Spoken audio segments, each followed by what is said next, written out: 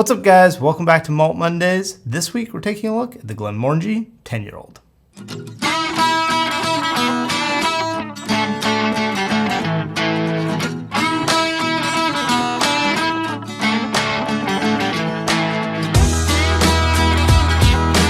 Scotland, would you accidentally drive up to Talisker?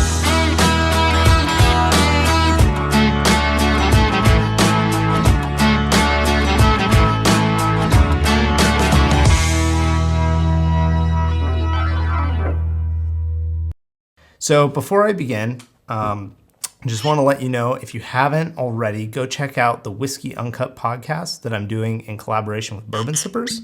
You can find it on Spotify, iTunes, anywhere where you get your podcasts. It's kind of more of just a have fun show rather than a review segment. And if you enjoy this platform and you enjoy my content, please consider going over to Patreon and supporting me there. We've got Bourbon Sippers shirts available, and we're going to have Malt Mondays merch coming soon. So, on to the 10-year-old original. Now, Glenmorangie is a Highland single malt.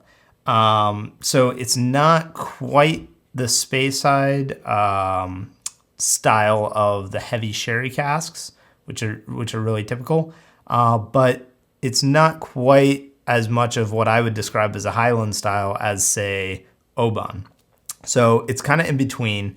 It's definitely a lighter whiskey that they produce. And a big part of that is the fact that they have the tallest stills in Scotland.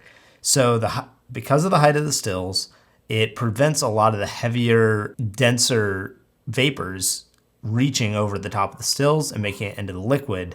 And so what you end up with is a lot more of a lighter spirit compared to, say, like Macallan, which has very small stills. And so you end up with quite a dense, heavy spirit.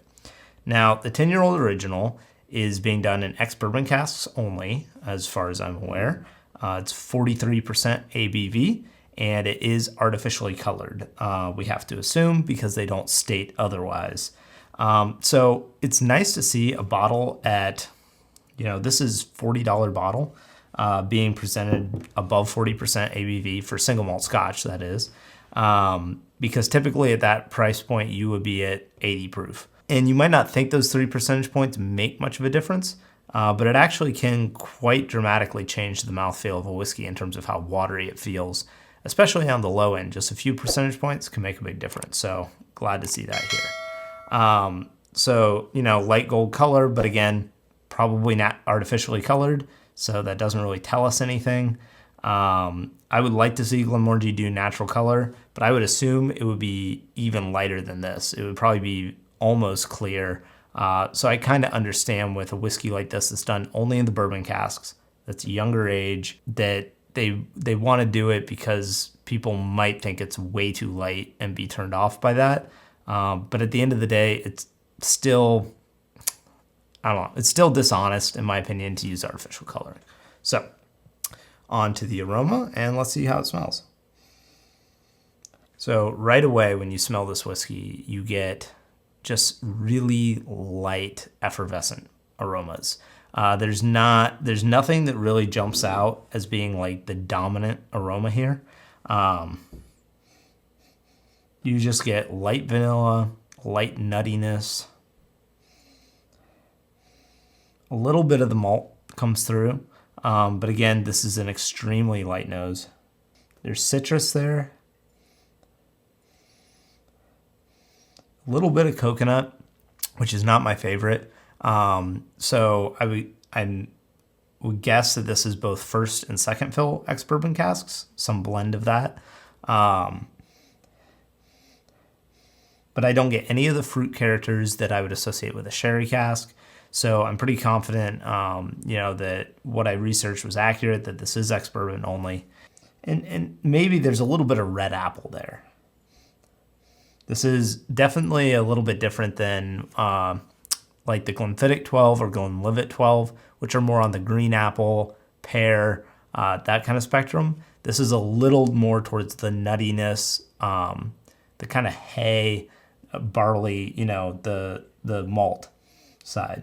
And there is just a hint of sharpness on the nose here, which, I'm not surprised about at this price point. I wouldn't expect a super mature whiskey, but the lower ABV, that there is just a hint of sharpness on the nose,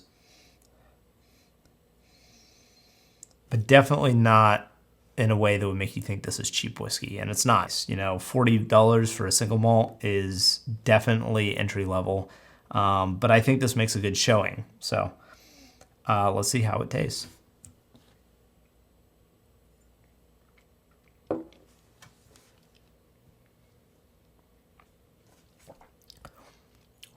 So really nice on the palate.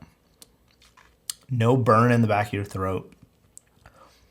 There's a little bit, again, a little bit of sharpness from the alcohol, but just enough that it makes you know you're drinking whiskey and not, you know, wine or something like that.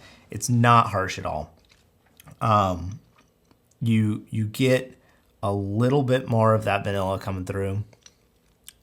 A touch of maybe honey.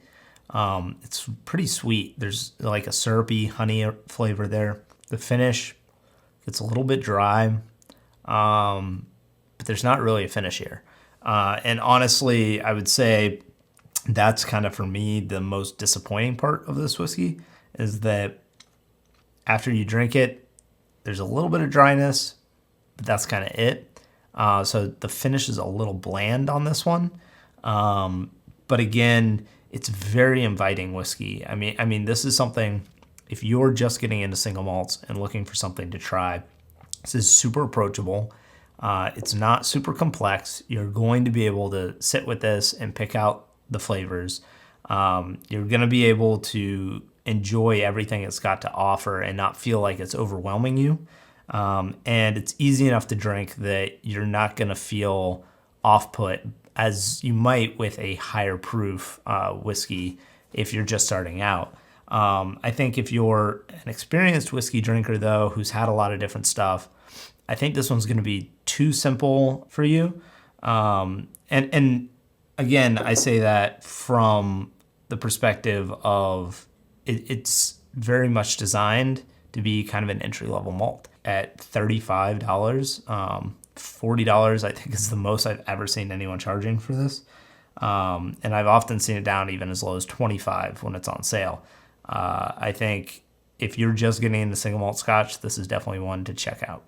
So thank you guys for watching, and if you enjoyed this video, please give it a thumbs up, subscribe to my channel, and if you're interested in bourbon content, Japanese whiskeys, Asian whiskeys, check out the Whiskey Uncut podcast that I do in collaboration with Bourbon Sippers. It's a lot of fun. It's really just kind of have a good time with a friend. And I'd like to give a quick shout out to our patrons at the producer level, Dan Dickhouse and Lorraine Denisi, as well as our patrons at the Raise a Glass tier. Dana King, this is a cheers to you. Thank you guys for all your support, and until next time, drink more whiskey. Yeah, drink more whiskey.